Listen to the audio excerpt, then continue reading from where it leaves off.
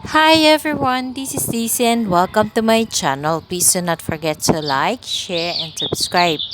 For today's video, we are going to pot the succulents that we have unwrapped from the 4 boxes of blessings. So we still have here the variegated succulents, the bollocks, the pink monroe. We also have here the variegated PVN and also the black prince, which is a mutant. We also have here the variegated awayuki. I have also prepared the tools that we are going to be using in potting the succulents as well as the pot. And of course, let's not forget our black sand that we're going to use as top dressing in this video or in potting the succulents. So I have filled up the pots with the used or old soil mix. So we need to put osmocote as low release fertilizer in order to give more nutrients to the used soil. So the first one that we are going to pot is a variegated PVN. So this is how it looks like if I will compare it to the normal one.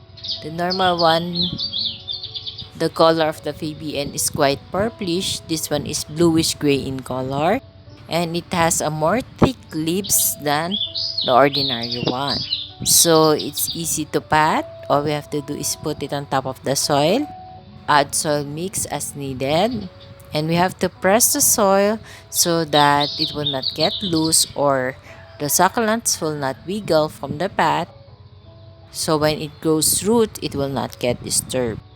And then we will put also top dressing, which is the black sand that I always use in potting my succulents.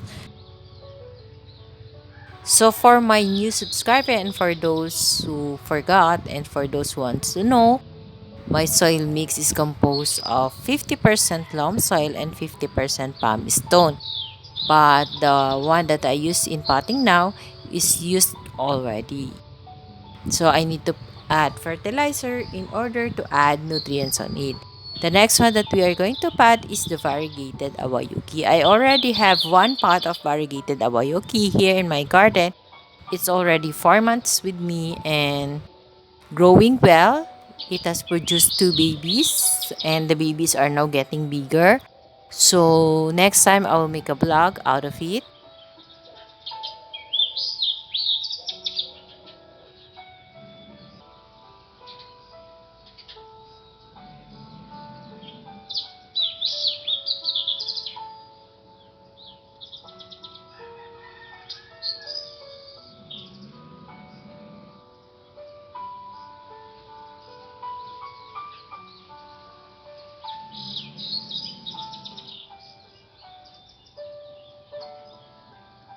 So the next one that we are going to pot is the pink monroe. So it's becoming 2 heads kasi I can see there's a pop coming out.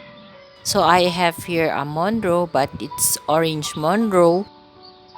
I don't know why is it called pink monroe because I can't see any pink color. Maybe when it gets stressed it's more pink. Let's see in the coming bare months this year. And hopefully it will be healthy for the whole year so we can see the stress color by December end of this year. So since it is an echeveria, we have to put black sand dressing first before we pot the pink monroe kasi mas madali siyang ipat if may black sand dressing na kasi when I put the monroe first before the black sand dressing, there's a possibility na yung mga black sand is pupunta dun sa in-between ng leaves ng ating echeveria. So, monroes are characterized by thick and chubby leaves.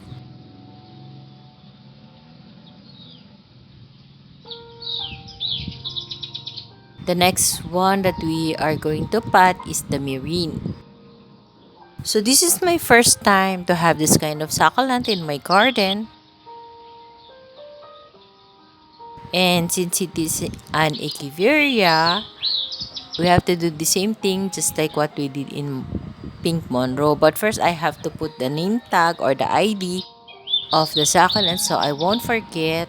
And then temporarily, I will just put it there first and then replace it na lang with a nice name tag.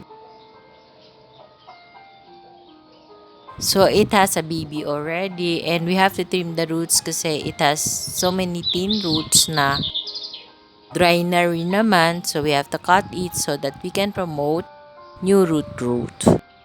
So it's easy to pat.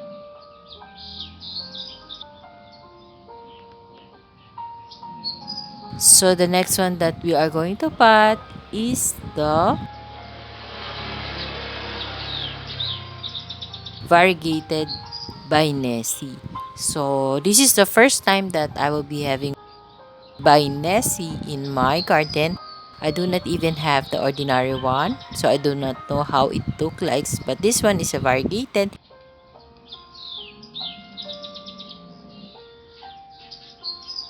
It has a beautiful color. It's nice. That's why I bought it kasi because of the variegation. Ang ganda ng kulay. So I removed the dried leaves from the succulent before I potted it. So, medyo mahaba yung stem niya. So, we have to press the soil para hindi siya matumba dun sa kanyang pot. And then, let's add the top dressing.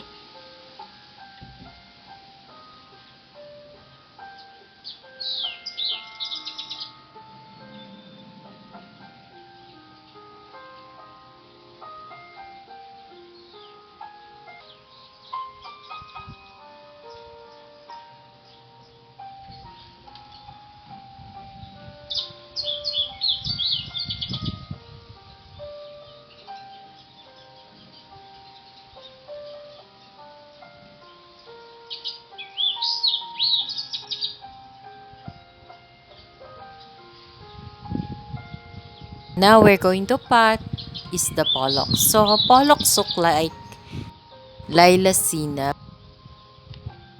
I think I only have a token size of the lilacina in my garden.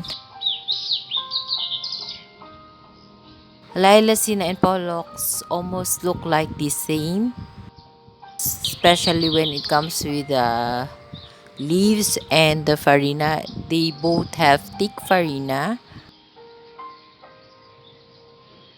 So since it is an echeveria, we have to pat it just like how we pat our pink monroe and marine. And we have to tap the pot so that the soil will go down. So we have to pat the last two succulents. So I have to clean the table first so it won't get more messy.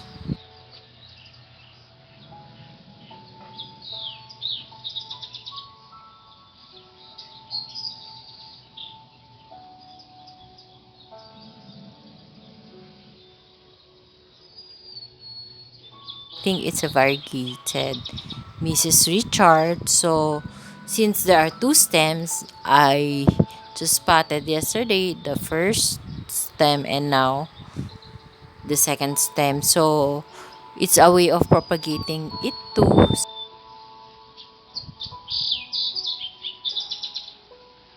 When we pot succulents, we need to consider to give them space or room to grow more. So it's not also nice to pot the succulents, the very crowded siya dun sa pot niya. We need to give them space so they can produce more babies and they can be more healthy where they can get proper ventilation or circulation of air.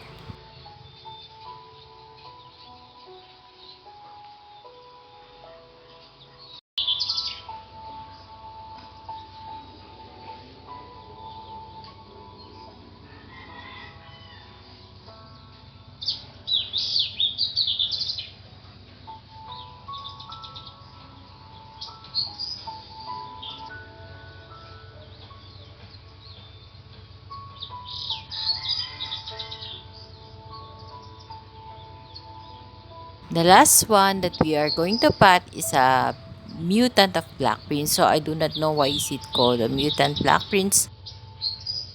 But all I can say to describe this succulent or echeveria, really totally black in color. I think when you compare it to a regular black prince leaves is more pahaba than this one. This one is like an echeveria talaga siya na parang medyo maigsi yung leaves niya compared to the ordinary black prince. I have a black prince before but nagka-fungi siya so konti na lang yung leaves niya but the stem is still alive so there are still leaves there. So I'm trying to make it alive or it's still trying to survive in the veranda area. So, I hope it can survive para ma-compare natin kung bakit tinawag na mutant itong black prints na ito. So, we're finally done potting all of them. Just take a good look of them. Enjoy watching!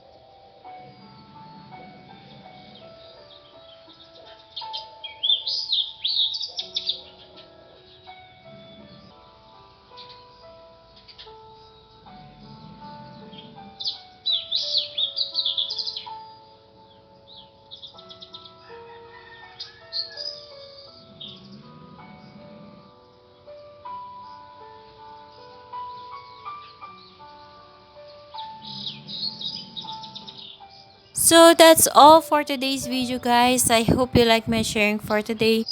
Thank you for watching. Please do not forget to subscribe and share my video to your family, friends, and relatives. Bye for now. See you on my next video. Bye. God bless us all. Bye.